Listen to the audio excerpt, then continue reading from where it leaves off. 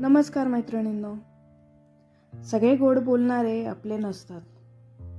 आपण विश्वास ठेवतो आणि तेच आपली चूक ठरते. लबाड माणूस सुरुवातीला कधीच वाईट वाटत नाही.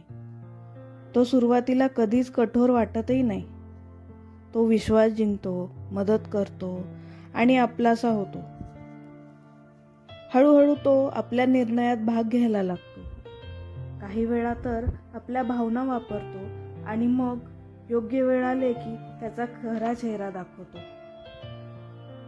खरं तर तेव्हाच समजतं, चूक माणूस ओळखण्यात झाली नव्हती, त्या व्यक्तीवर विश्वास जास्त देण्यात होती.